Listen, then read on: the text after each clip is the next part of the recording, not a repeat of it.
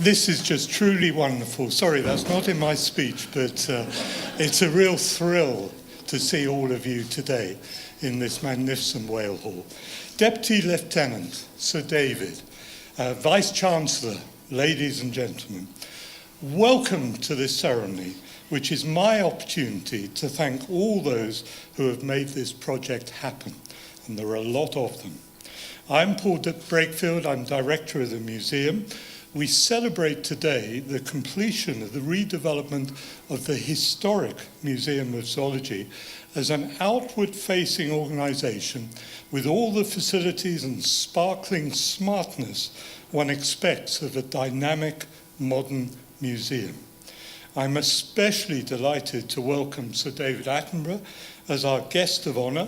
We are privileged to be a special part of this magnificent David Attenborough building, which we share with the Cambridge Conservation Initiative and its partner organisations.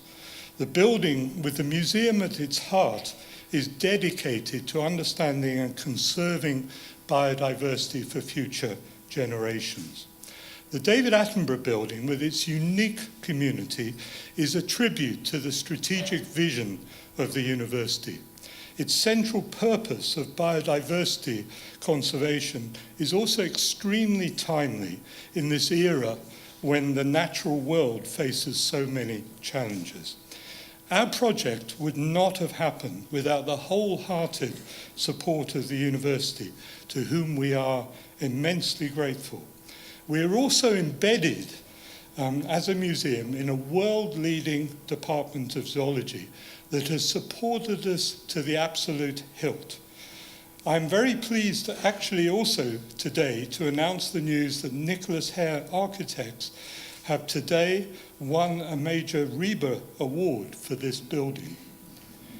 There are so many people to thank that I can only do this collectively. I would, however, especially draw your attention to our brilliant installation team who have been so incredibly busy in the latter stages of the project. All of our staff, past and present, curators and managers, administrative and marketing staff, the learning team, cleaners, technicians, and front of house personnel have been truly dedicated in their efforts, and we have benefited from the unflagging support of a magnificent army of volunteers, and also more and more from graduate students as well. Now, this redevelopment would not have happened without the generosity of lottery players and the support of the Heritage Lottery Fund, as well as many other funders, as you can see from the wall of this magnificent whale hall behind me. Arts Council England helps fund a fantastic team of 8 University of Cambridge museums and Botanic Garden, to which we belong, and whose staff have assisted us with such enthusiasm throughout the project. I hope that when you move through the galleries at the reception, that you and all future visitors will be enthralled by the new displays. I certainly am. That you will marvel at the wonders of animal diversity and perhaps be driven to discover more, or to become involved yourself in conserving biodiversity in some way or another. We pride ourselves on being at the forefront of international research on animal diversity and using our truly exceptional collections to provide inspirational teaching to future generations of zoologists. And this project, I believe, has greatly enhanced our ability to fulfill all of these aims. Now, museums face many challenges. We can be, I think, proud of our new museum and what has been achieved to date, but it is now up to us to be ambitious and to make the very most of our wonderful new environment. We aim to provide leadership, to continue to provide leadership to zoology museums worldwide, and we can attract more researchers, students, and visitors of all ages, all backgrounds, and all walks of life to encourage a fascination with the science of natural history. And finally, my thanks to all of you for joining us here for this afternoon's celebration.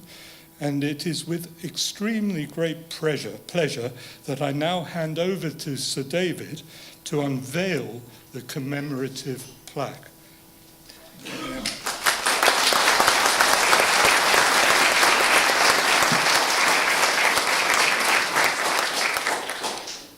When I was an undergraduate here, 1945, there was no, at any rate in a formal sense, there was no Museum of Zoology. There was, of course, a collection in the department, but there was no museum in the formal sense.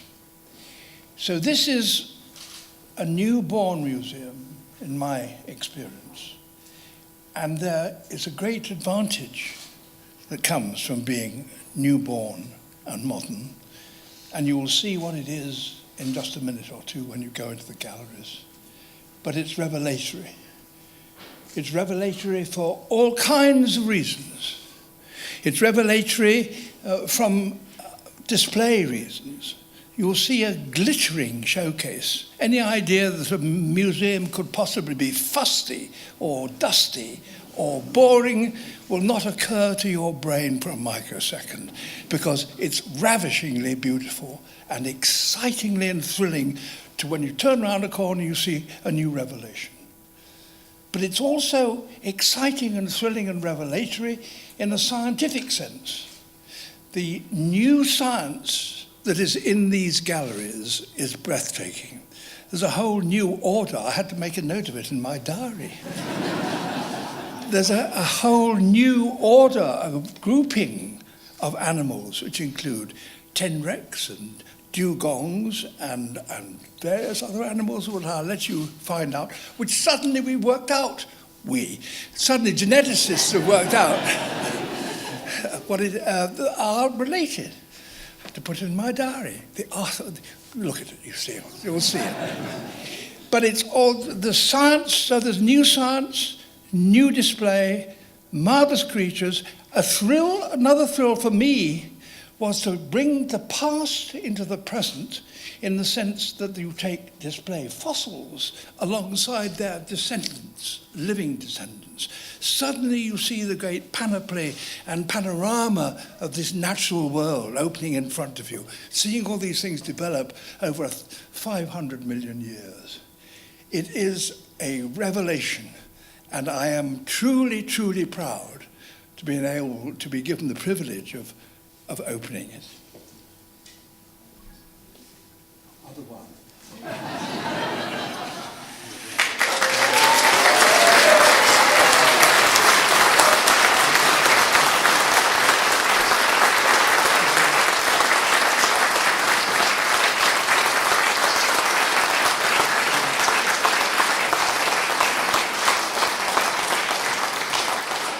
Thank you, Sir David. I can't think of anybody else in this world who is any more appropriate than you to open this museum. We are absolutely thrilled to have seen you open the museum. I now hand over to Phil Rothwell from Heritage Lottery Fund to say a few words. Phil. I've had many tough acts to follow in my life. None quite so tough as this, and I've just abandoned all my erudition, and I'm just going to say a few words. The Heritage Lottery Fund is delighted to be supporting this project. I have the joy and privilege of sitting on Heritage Lottery Fund East of England Committee, where we've handed out over 5,000 grants over the last 20 years, some of them big, some of them small, but all fantastic and making a huge difference to people's lives and the way people see the world. And what they experience. And it wouldn't be possible without, as Paul has said, Heritage Lottery Fund players. I can see you're all Heritage Lottery Fund players, and you check your numbers every weekend. I know Sir David does, he told me as well. So it's really important that we continue to support the lottery, because without it we couldn't do the sorts of things we do here. But this is a fantastic achievement. I'm so pleased to be here, and I'm so excited by it. And I did have a sneak preview behind the scenes a few months ago, and to be able to hold Darwin's beetle box, just, you know, the essence of conservation and evolution sitting there in this building is fantastic, and what it's now trying to do for the future is equally important. I drove here 15 miles across the fens, and not one insect this afternoon bothered to commit suicide on my windscreen. So that is the state of our nature today, and it is this place that can be the building block for the future. And we're so excited in the Heritage Lottery Fund to be funding it. We're looking forward very much to the outreach, to bringing biodiversity and bringing the messages that this place tells us to a whole range of communities, not diversity in biology, diversity in community, because all of us have a role to play in sorting out the problems that we've now managed to provide ourselves with. And this is a really exciting building block on that journey. So thank you.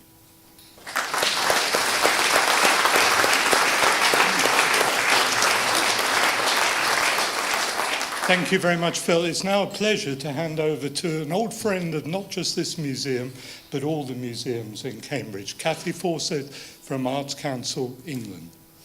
Thank you, Paul. Well, I'm hugely excited to be here at the University Museum of Zoology for this reopening on behalf of Arts Council England.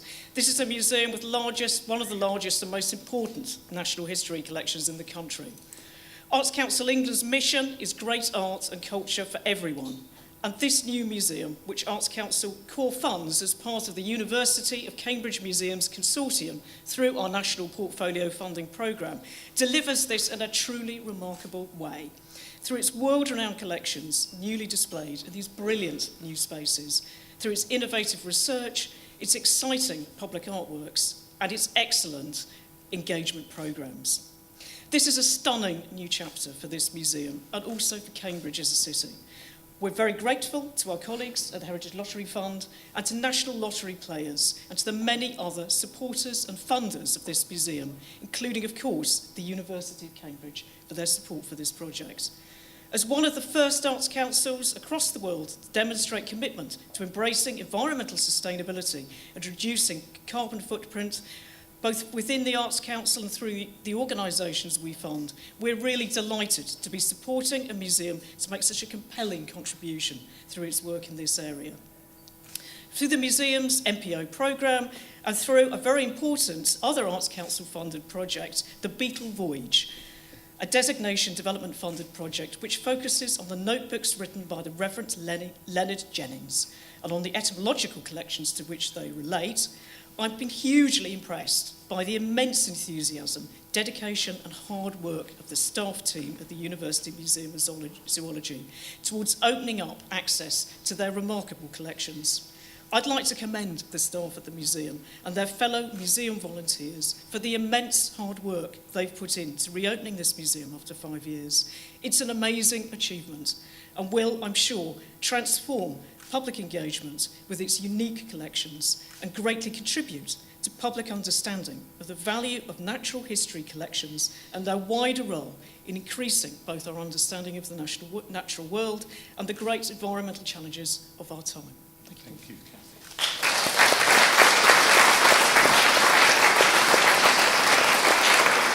Thank you, Cathy. And last but not least, as I've already said, we are honoured to have had such fantastic support from the University of Cambridge, and it's my privilege to introduce a fairly new Vice-Chancellor, and I put it like that, Professor Stephen Toop, to talk to you at the end. Thank you very much, and I do have to join you in saying that whoever had the idea of putting David first and then the rest of us afterwards, really, you've got to rethink that for the future.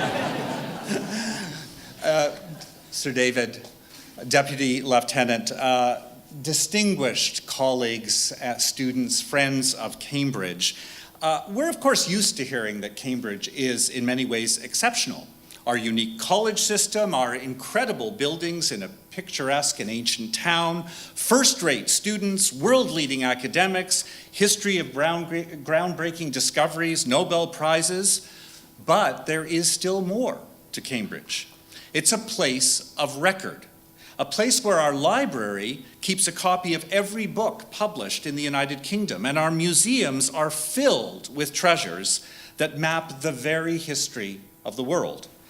Every one of those museums, and of course the Botanic Garden, is a vital public-facing arm of the university, a place where scholars from all over the planet arrive to study.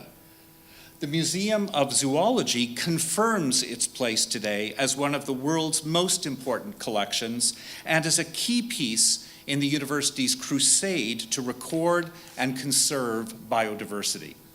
What you see here, from the fin whale hanging above us to the bird of paradise that Sir David Attenborough placed for us earlier today, represents the mere tip of the iceberg when it comes to this remarkable collection. The museum stores, redeveloped as part of this magnificent building transformation, hold rare specimens from almost every corner of the planet. Many of them, as you know, were gathered during the great collecting expeditions of the 19th century.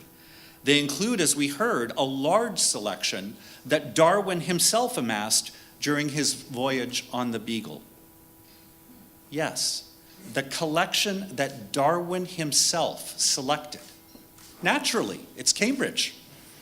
The importance of the museum's collection to modern science can't be overstated.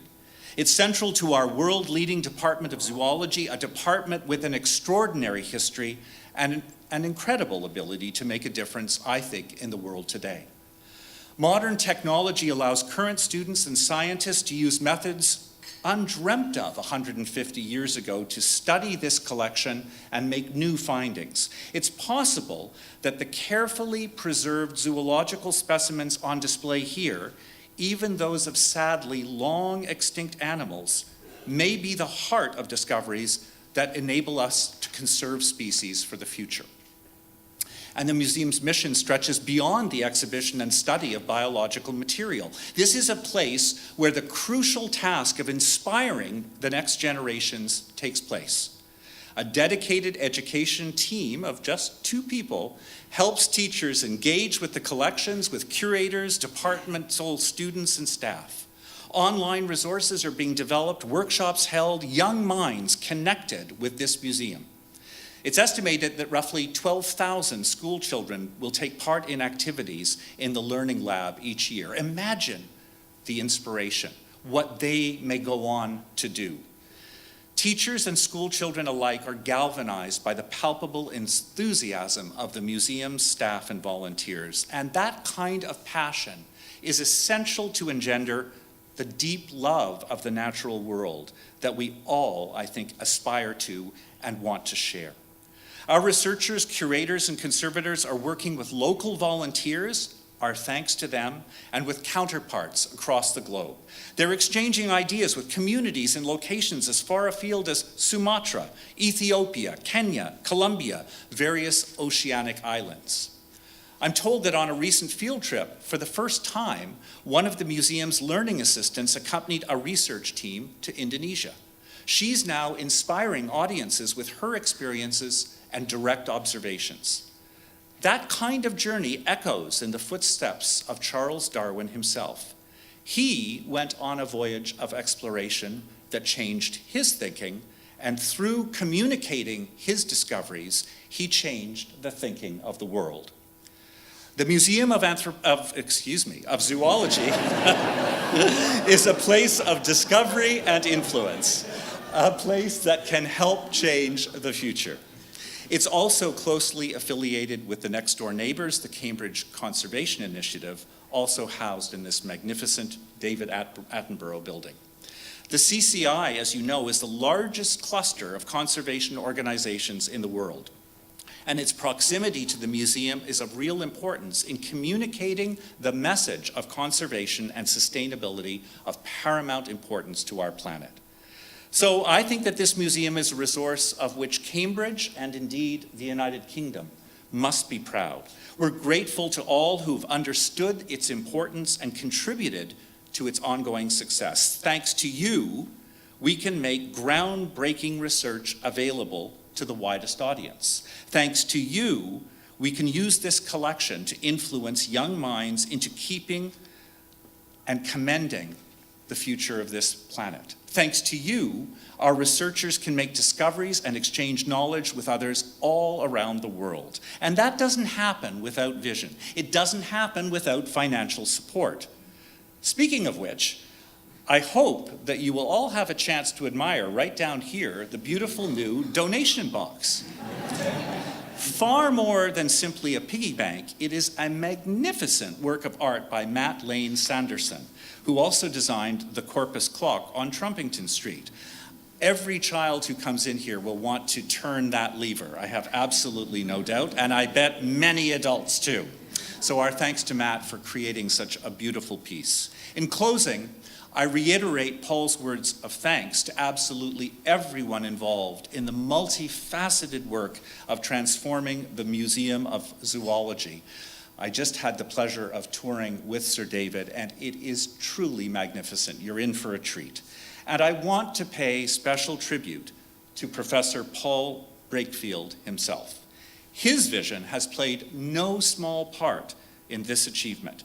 Congratulations and thank you, Paul. And from all of us, our deep felt gratitude. Go forth and investigate. Thank you.